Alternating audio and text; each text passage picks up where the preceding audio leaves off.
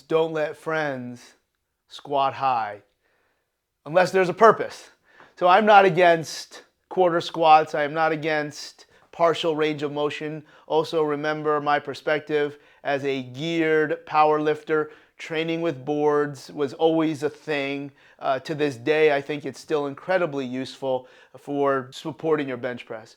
Now, I never got into high box squats, like extra high. Traditionally, you would squat to parallel, maybe an inch above for your box squats, but certainly no one would ever question my depth. At least where in the federations that I competed in, nobody was going ass to grass, but I would always, no one would ever be like, dude, that was high and you got 3 white lights. But I have seen certain powerlifting training programs that were geared, that would take the same approach with boards, 5, 4, 3, 2, 1, and develop the squat in the same way to the box.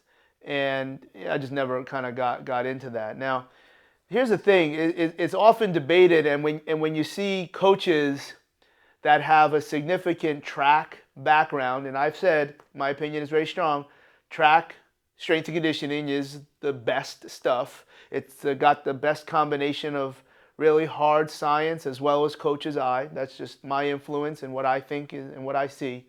But I want to go back to, I have no idea what year it was, but people in the track space would know this, that at Nike World Headquarters in Beaverton, around the time of the US trials, the hammer throw is at Nike. It's not in Eugene. It's not at University of Oregon. So I was there doing whatever I was doing, and in the weight room, I don't remember which one it was, but in the weight room, the competitors, and at this point it was the women that were going to be throwing were in the weight room, whether they were preparing for the next day or whatever it was. And every single one of them was squatting high, like legit quarter squats to a box. Not a box squat, and I'm not sure you could even do that, but maybe squatting to like 16 or 18 inches high, or even higher, where it looked like they were barely moving. Obviously, yes, you can expect the somatotype of a elite female hammer thrower. They had big wheels on the bar. These were strong women. To do an intent to do a high box squat, which clearly is the belief that training, overloading that range of motion is going to translate to the hammer throw. I get it. I understand that. That doesn't mean your 14-year-old kids in your commercial gym should be squatting high, but it also means we shouldn't say no one should ever squat high.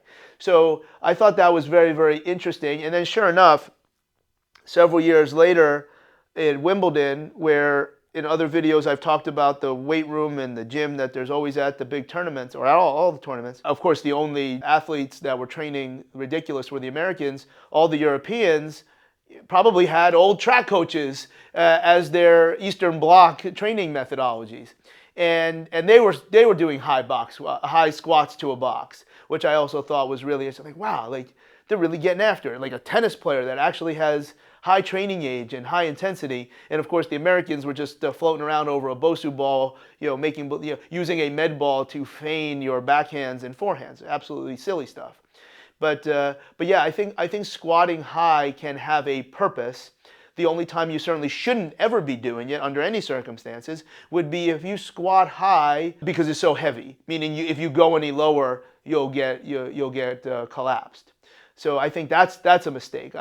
And you could argue, if somebody does unrack the bar in these crazy Instagram videos and they barely walk it out and then they do an 8th squat with 700 pounds, how many times have you unracked 700 pounds and took 2 backward steps? They're not weak. It's just ridiculous to think that they would be able to squat that much. And are they really getting anything out of that? At the same time, remember, multiple things can be true. They're not weak. That being said, again, I don't think squatting high or partial ranges of motion for performance is the most horrible thing that should be said that we're doing nothing. We're also not going to say that what I can squat for a partial range would be what I would be able to squat for full depth. If you have a purpose and you have this concept that you can articulate, I think that's a pretty good thing to support anything that you want to do, even if it looks ridiculous like squatting high.